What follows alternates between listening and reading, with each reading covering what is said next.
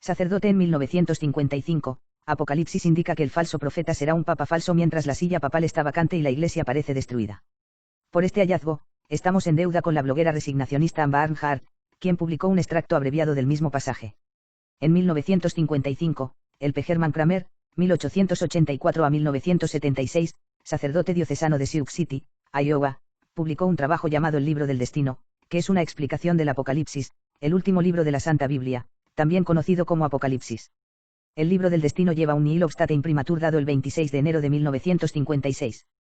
Esta aprobación oficial diocesana no garantiza que el libro esté libre de errores, solo que cualquier cosa que se proponga en él no contradice la fe católica, por lo tanto, el libro es seguro para que lo lea un católico. Lo que hace que el Libro del Destino sea tan interesante es que es una interpretación del Apocalipsis publicada poco antes de la muerte del Papa Pío XII y la toma del poder modernista.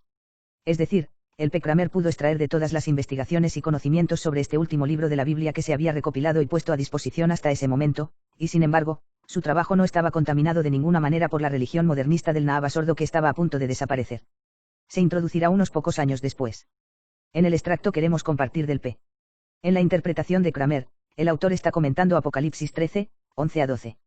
Estos versículos dicen lo siguiente: y vi otra bestia que subía de la tierra, y tenía 2 cuernos, como un cordero, y hablaba como un dragón. Y ejecutó todo el poder de la bestia anterior ante sus ojos, e hizo que la tierra y los habitantes de ella adoraran a la primera bestia, cuya herida de muerte fue sanada. La explicación del padre de estos 2 versículos merece ser citada en su totalidad. Vea si ciertos elementos le suenan familiares.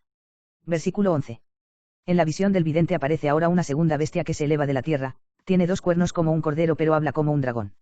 Esta bestia es el profeta del anticristo. En otros lugares se le llama el falso profeta, 16:13, 19:20. El anticristo tendrá un precursor o profeta que le preparará el camino sin duda, será alguien que haya hecho una gran obra de maldad en el mundo para estar especialmente capacitado para el puesto. Muchos pueden haber desarrollado un carácter tan malvado como para ser aptos para tal trabajo, pero este puede estar a la cabeza de una poderosa mundial.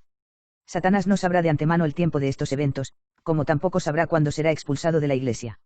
Entonces, elegir al falso profeta será obra del mismo anticristo después de que haya hecho su propio pacto con Satanás. Este profeta puede restablecer el imperio romano pagano y construir la gran ramera, Babilonia. El Seil de la tierra, que es el término para las naciones gentiles de las que proviene. Se le describe brevemente. Tiene 2 cuernos, el anticristo tiene 10. Estos 2 cuernos podrían representar a 2 reyes sujetos a él, si no se agrega la frase como un cordero. Eso le da a los cuernos un significado diferente. Él puede tener 2 poderes del mundo sujeto a sí mismo, pero la frase agregada parece insinuar que es un obispo o cardenal apóstata, o se parece a uno. La Iglesia, que huyó de Roma después del asesinato del Papa, deja la silla papal vacante.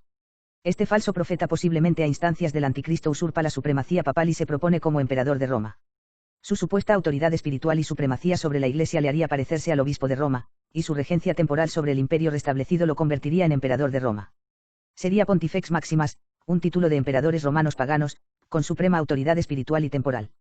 Asumir autoridad sin poseerla lo convierte en el falso profeta. Alude esto a lo que dijo nuestro Señor. Aunque se hace pasar por un cordero, un cristiano, sus doctrinas lo traicionan, porque predica las doctrinas del dragón. Sus principios y dogmas para ser aceptados, su ley moral y civil serán de inspiración diabólica.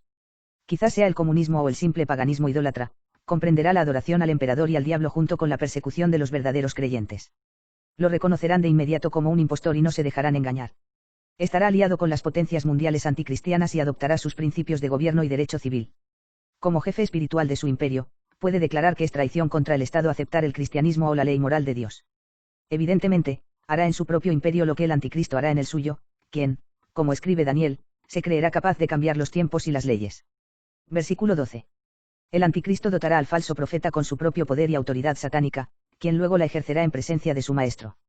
Ver al anticristo investir a otro con su propio poder sobrehumano ganará la admiración de los infieles. Satanás se mantendrá al servicio del anticristo en todo momento y también a la entera disposición del falso profeta haciendo señales invisibles y prodigios mentirosos en la presencia del anticristo siendo el ángel guardián constante del anticristo, para que sus aparentes poderes sobrenaturales puedan parecer personales. Satanás puede estar al servicio del falso profeta solo en presencia del anticristo. Él está presente solo en un lugar, y aunque puede moverse con más rapidez que la velocidad del rayo, no es omnisciente y no pudo saber cuándo en Pekín, Beijing, con el anticristo, lo que el falso profeta podría tener en mente para que él hiciera en Roma. A menos que la comunicación le fuera traída por otros demonios. Entonces tendría que dejar la presencia del anticristo para atender los deseos del falso profeta.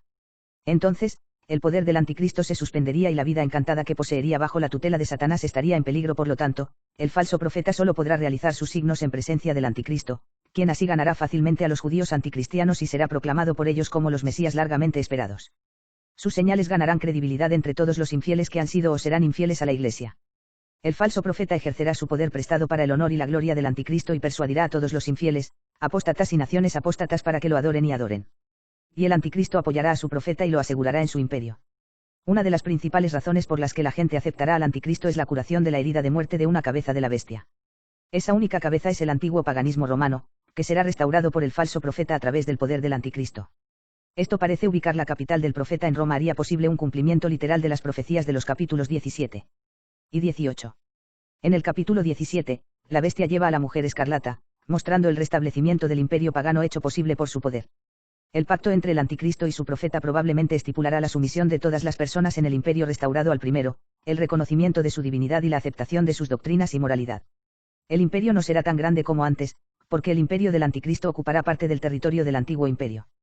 La influencia del falso profeta inducirá a las naciones no cristianas y apóstatas a deificar al anticristo. Sus doctrinas serán enunciadas en un estilo literario altisonante y adornadas con un misticismo seductor, mejor para prepararlos para fomentar todos los grados de orgullo y abandono moral. Entonces serán aceptados con entusiasmo por todos los pecadores. Y estos entusiastas proclamarán la resurrección del Imperio Romano como el milagro de los siglos.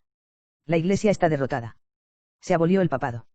San Pablo dice que el anticristo se sienta en el templo de Dios para recibir el culto divino como si fuera Dios, 2 2:4. Este no es el antiguo templo de Jerusalén, ni un templo como el construido por el anticristo, como algunos han pensado, porque entonces sería su propio templo.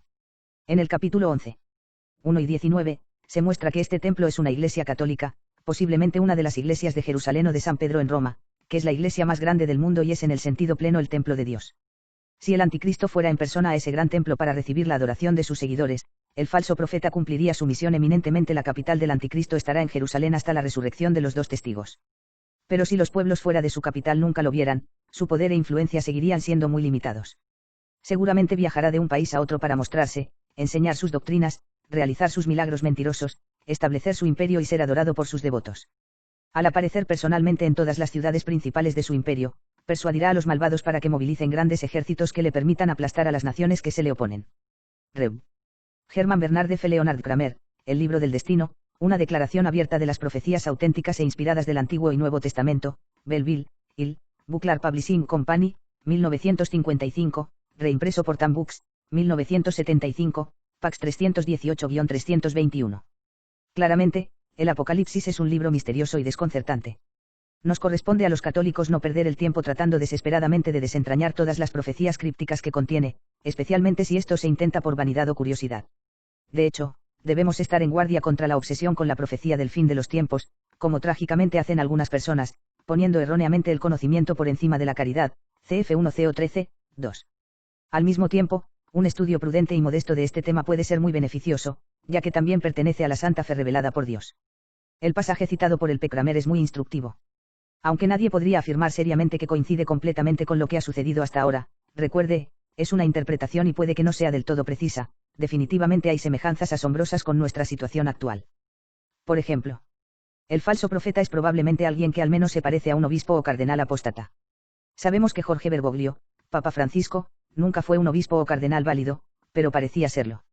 Después de la muerte del Papa, y no son rumores que Pío XII fue en realidad asesinado por envenenamiento, sin embargo, la silla papal permanece vacante indefinidamente y la Iglesia huye de Roma, que es exactamente para ser comprendido. El falso profeta usurpará el papado y se hará pasar por el Papa de la Iglesia Católica mientras el trono de San Pedro está vacante. Curiosamente, Barnhart no citó esa parte. Su afirmación de ser el emperador de Roma podría significar quizás simplemente que afirmará ser el jefe del Estado de la Ciudad del Vaticano. Las doctrinas que enseñe el falso profeta serán diabólicas, y esto se verifica claramente en las enseñanzas infernales de Francisco expresadas, por ejemplo, en Evangelii Gaudium, Laudato Si, Amoris Laetitia, Querida Amazonia, Fratelli Tutti y la Declaración sobre la Fraternidad Humana. Además, ciertamente hemos sido testigos de mucho comunismo/marxismo y paganismo bajo Bergoglio. También es cierto que los verdaderos católicos han reconocido inmediatamente a Bergoglio como un impostor. Que él está aliado con las potencias mundiales anticristianas y adoptando sus principios de gobierno y derecho civil es claramente visible en su obsesión por las Naciones Unidas y su acogida de la élite secular globalista y sus ideas. Hasta ahora, todavía no hemos visto señales y prodigios, excepto tal vez de este tipo, y ya hay afirmaciones de que es el Papa sanador, aunque está claro que algunas personas son extremadamente crédulos en ese sentido y lo serán fácil de engañar cuando la goma llega a la carretera. Pero luego, el P. Kramer dice que el falso profeta no puede realizar ninguno de esos falsos milagros excepto en presencia del anticristo, que aún no se ha manifestado al mundo. Quizás el más notable de todos, el P. Kramer describe un escenario que, a los ojos del mundo, aparecerá de la siguiente manera: la Iglesia está derrotada. El papado está abolido. No describe esto más o menos lo que las apariencias sugieren en nuestros días, o pronto lo harán, para los que no tienen fe. Estas son solo algunas observaciones que se ofrecen para demostrar que la situación de sede vacante, sin papa, en la que nos encontramos desde hace décadas no es solo la conclusión necesaria que se desprende de la doctrina católica aplicada a los hechos históricos, incluso fue predicha en un asilo han hecho algunos de los que han estudiado en profundidad el Apocalipsis y han publicado sus hallazgos con la aprobación de la Iglesia. Por lo tanto, aunque nadie está obligado a aceptar al P.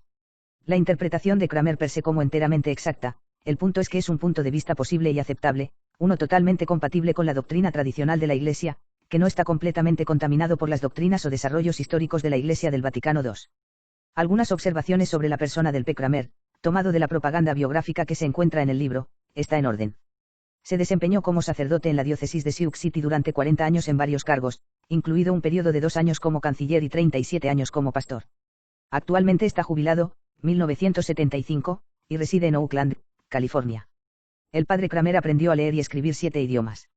Se interesó en el Apocalipsis después de leerlo cuando era estudiante en el seminario, y luego se convirtió en un estudio de por vida. Su mundialmente famoso libro del destino tardó 30 años en completarse y es el resultado de estos años de estudio. Es trágico, por supuesto, que el P. Kramer aparentemente murió como miembro de la secta Nahaba Sordo, en 1976, pero es irrelevante para las valiosas ideas que proporcionó en su libro de 1955. Recemos un Ave María por el reposo de su alma. www.novusordovach.org